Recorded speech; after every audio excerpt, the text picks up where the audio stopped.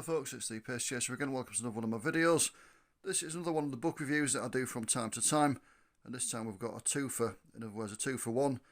I've got two books, both by Stuart Emmett and published by Stenlake Publishing in 2020. I've got Hardwick Services Limited of Scarborough, a Wallace Arnold country bus company from 1952 to 1987, and the RCA-Serco RAF Fylingdales Contract Buses, operated by Wallace Arnold United and East Yorkshire from the 1960s to the 1990s. As I said previously, I have no links to either Stenlake Publishing or to Stuart Emmett, except as a customer. I've reviewed a couple of the books that Stuart Emmett's done for Stenlake before. Check those out on my channel. There's the York Pullman 1926 to 1985, and also the Phillips of Shipsonthorpe on there.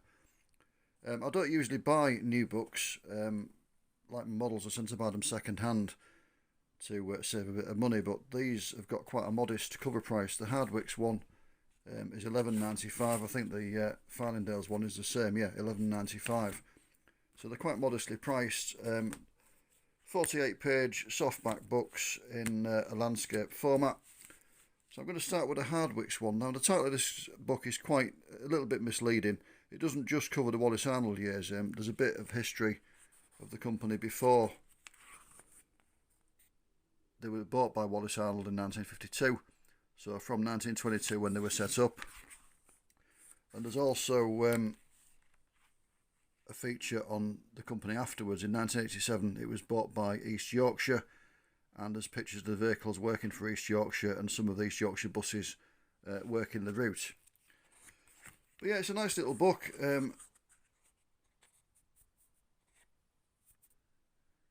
It starts with a map of the route of the service from Scarborough up to Sneinton and Ebbston, and down to Malton on certain days as well. As I said, there's a history of the company before Wallace Arnold bought them.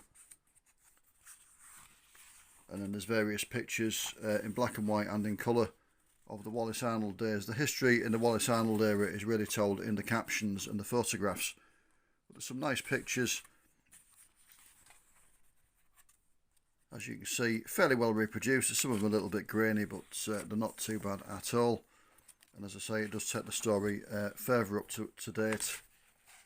You see the Wallace Arnold single deck era there. And there are, as I say, pictures of the vehicles working for East Yorkshire after the takeover, and some of the East Yorkshire buses that were used on the service after East Yorkshire took over as well. But yeah, it's a nice little book. It's, you know, really good obviously if you've got an interest in buses in Scarborough, and buses in North Yorkshire in general. It's very readable, as all these books in this series tend to be, and I did enjoy reading through it.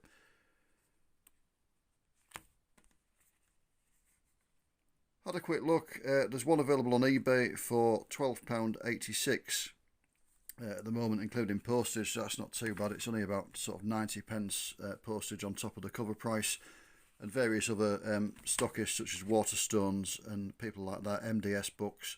I've still got them in stock as I'm doing this April 2024. This one, the Fylingdales one, a bit harder to find. The only person I could find this selling this at the moment who still had it in stock were Waterstones. It's on their website. You probably will have to pay postage on top of that to get it delivered, but it was on for the cover price of £11.95, and as I say, plus postage. This tells the story of the early warning radar station at Fylingdales. It's contract buses. Built in the 1960s. They ran a service of buses for the workers there from the local area. And this tells the story of those buses as best as it can. The author had some trouble researching it because a lot of what happened at Fylingdales is covered by the Official Secrets Act. But it was basically operated by the Radio Corporation of America, RCA, and its successors basically. Until the 1990s, it was the golf balls that you can see there, the famous and iconic golf balls. And in the 1990s, replaced by the pyramid structure that's, I believe, still there today. It's on the moors between Scarborough and Whitby. As I say, buses ran from the local area, from Scarborough, Whitby and various other places. And there's a brief description of the operations and the history of them. They were run by Wallace Arnold, as you can see there, from 1963 through to about 1984. United took over in 1985 and ran them to 1987. United had sold their Scarborough garage to East Yorkshire in 1986, so they had to operate them from the Whitby garage. And then 1987 through to about 1994-95, East Yorkshire Motor Services ran them. And then they were taken in-house, what little remained, because a lot of the workers by then had their own cars and very few people were using the buses. So what little remained was taken in-house. The company who operated the Fylingdales site bought some minibuses and ran their own. Although the contracts were run by these companies, Wallace Arnold, United and East Yorkshire, the drivers for most part were employed by RCA and its successors who ran Fylingdales. So they were driven by drivers employed by the facility. They all had to sign, I believe, the Official Secrets Act as well. As you would expect from an establishment like Fylingdales, there are no pictures of the buses actually in the establishment that I can see anyway, but they're all on the roads around and about. And as I say, you've got the various areas, the Wallace Arnold area there, and they're going on to the United area, which wasn't particularly happy for them. The vehicles they used weren't particularly suitable. And then moving on to the East Yorkshire area, Scarborough District, the subsidiary of East Yorkshire that ran the services. The description of the buses that were used, you can see there, and then there's a description just at the back, before the back cover, of the little minibuses that were operated on internal shuttles. I remember seeing those on the fleet list of East Yorkshire. I think there were 401 and 403. I'm wondering what they were. They were later replaced by some C-registered Mercedes. There's a little picture of them there. It's a very interesting book. It's a relatively little known operation.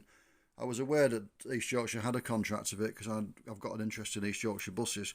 I've got some various old fleet lists and things, and I was aware they ran a contract, but I didn't know the full extent of the operation, and it was a bit of an eye-opener to read the book, so I thoroughly recommend it. It's an unusual subject for a book, and it really does deserve to be bought and read. As I say, at the moment, I'm doing this in April 2024. The only people I could find that had this in stock still were Waterstones. So hopefully it'll be a rerun of it at some point. And if you can't get one from Waterstones, you'll be able to get one in the future. Obviously, you may be able to find one second hand somewhere. Or if you're lucky enough to have a transport bookshop near you, or a bookshop that's got a decent transport section, then you might still find one in stock there. But definitely worth the cover price of £11.95, both of them. Lovely little books, well worth a read. So as always, thank you for watching, take care, and I'll see you again soon. Bye for now.